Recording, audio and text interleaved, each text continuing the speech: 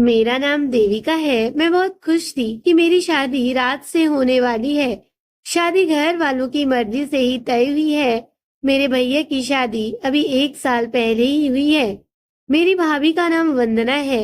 मेरी भाभी बहुत सुंदर है, साथ ही बहुत हंसमुख भी है।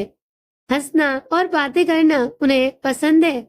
जब से भाभी घर आई है, घर में एक अलग ही माहौल रहता है।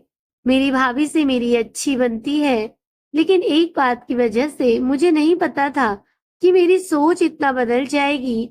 एक दिन राज जब घर आया था, तब मैं, भाभी और राज साथ में एक कमरे में थे। हम लोग बैठे ऐसे ही बातें कर रहे थे। जैसा कि मैंने पहले ही बताया कि मेरी भाभी बहुत बातें और मजाक करती है। ऐसे ही बातों बातों में उन्होंने राज से कह दिया कि आपने भी क्या देखकर इसे पसंद कर लिया। आपका दिमाग तो सही है, अभी भी मौका है, आप बच सकते हैं। शादी अभी हुई नहीं है।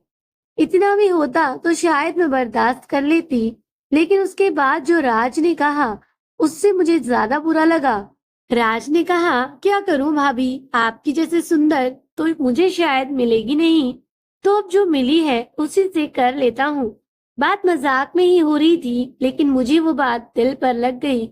उस समय मैंने भी बात हंसी में टाल दी, लेकिन मुझे अब वो बात सोने नहीं दे रही थी। मैं पता नहीं क्या क्या सोचने लगी थी। मैं अपने आप को भाभी के साथ कंपेयर करने लगी थी। मुझे उनसे और उनकी सुंदरता से जलन होने लगी थी।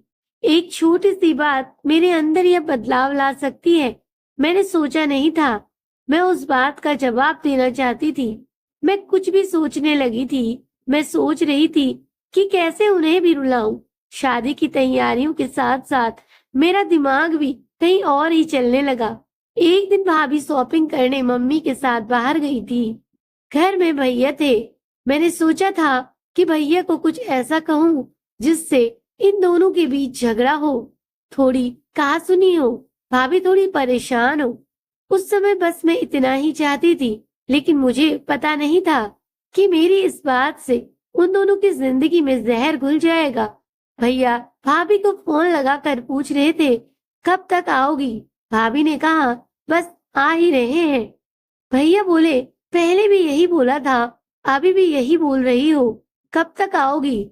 मैंने उस बात को पकड़ लिया और भैया को फोन रखने के बाद मैंने कहा कि खूबसूरत लड़कियों की बात का कोई भरोसा नहीं होता भैया। पता नहीं क्या क्या छुपाती हैं, क्या क्या झूठ बोलती हैं।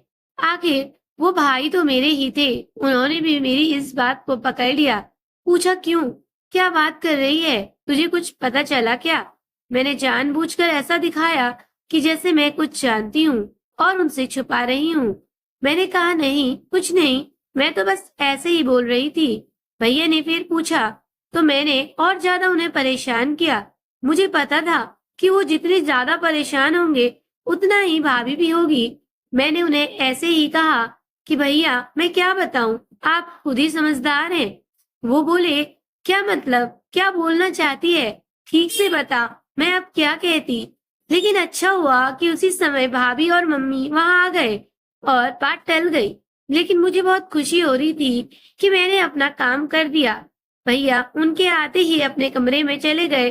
बस मुझे अब भाभी का वैसा चेहरा देखना था जो मैं देखना चाहती थी।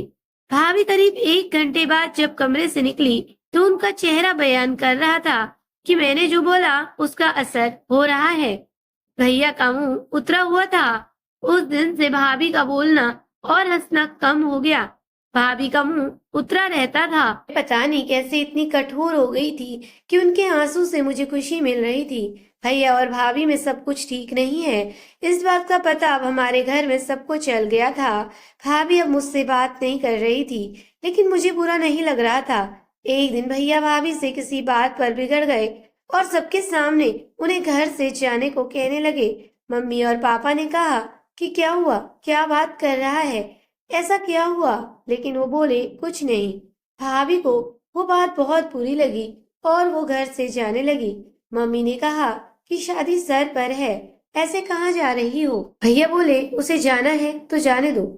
भाभी मेरी तरफ देख रही थी, लेकिन मुझे ना बुरा लग रहा था, न मैंने उन्हें रोका। भाभी अपने घर चली गई। शादी में सिर्फ 10 दिन बाकी थे और भाभी घर से चली गई। घर में मम्मी, भैया और पापा को देखकर अब मुझे थोड़ा बुरा लगने लगा था, पर मैं अब कुछ नहीं कर सकती थी क्योंकि बात बहुत आगे निकल गई थी। सच बताऊं तो बात इस हद तक चली जाएगी इसका मुझे भी अंदाजा नहीं था। शादी के समय सभी के मुंह उतरे हुए थे और इसका कारण मैं थी, लेकिन यह बात मैं कैसे बता सकती थी भाभी को। मम्मी ने फोन किए लेकिन वो नहीं आई। घर का माहौल ही बदल गया। भैया से सभी पूछ रहे थे कि ऐसा क्या हुआ, लेकिन वो भी कुछ बता नहीं रहे थे। घर की रौनक ही चली गई थी। शादी को एक दिन बचा था और भाभी अचानक वापस आ गई। भाभी को देखकर मम्मी खुश थी। मैं अभी भी भाभी से बात नहीं कर रही थी, सोच रही थी किस मुंह से बात करूं। मेरी वजह से भाभी इतना परेशान जो हुई। भाभी खुद ही मेरे पास आई। मैंने बोला, आप आ गई? वो बोली, हाँ। मैंने सोचा कि अगर मैं नहीं आती तो तुम्हें तैयार कौन करता। भाभी ने ऐसा कहा तो मैं रोने लगी। भाभी ने कहा कि मुझे तुम्हारे भैया की बातों का इतना बुरा नहीं लगा। ठेस तो मुझे तुमने पहुंचाई। मैं घर से भी तुम्हारी वजह से गई थी। मैंने सोचा था कि तुम मुझे फोन करके बुलाओगी, लेकिन तुमने ऐसा नहीं किया। मुझे नहीं पता तुमने ऐसा क्यों किया, लेकिन मैं तुम्हें एक बात समझाना चाहती हूँ। अब तुम्हारी शादी होने वाली है, तुम दूसरे घर जाओगी। कुछ ऐसा मत करना जिससे बाद में तुम्हें पछतावा हो। मैंने भाभी को कहा कि मैं भैया को बता देती हूँ कि वो मजाक था। भाभी बोली, तुम उसकी चिंता मत करो। उन्हें अगर अपनी पत्नी पर विश्वास नहीं तो यह उनकी गलती है, तुम्हारी नहीं। मैं उनसे निपट लूंगी। शादी का समय है, तुम खुश रहो। भाभी के आते ही घर में रौनक आ गई। इस गलती ने मुझे बहुत कुछ सिखाया। मेरे अंदर की जलन और ईर्ष्या को खत्म कर दिया। मेरे अंदर एक डर पैदा कर दिया कि मैं कहीं गलती से भी किसी के साथ कुछ गलत न कर दूं। भाभी मेरी जैसी नहीं है, मुझे पता है। वो भैया को संभाल लेगी। मैंने भाभी के साथ इतना कुछ किया, लेकिन उन्होंने अपना फर्ज नहीं भूला, ना ही यह बताया कि यह सब मेरी गलती है। ऐसी भाभी सभी को मिले। उम्मीद करती हूँ दोस्तों आपको आज की ये कहानी अच्छी लगी होगी। अपना कीमती समय देने के लिए धन्यवाद दोस्तों। अगर कहानी अच्छी लगी हो तो प्लीज लाइक करें, शेयर करें और मेरे चैनल को सब्सक्राइब करें। Thank you for watching.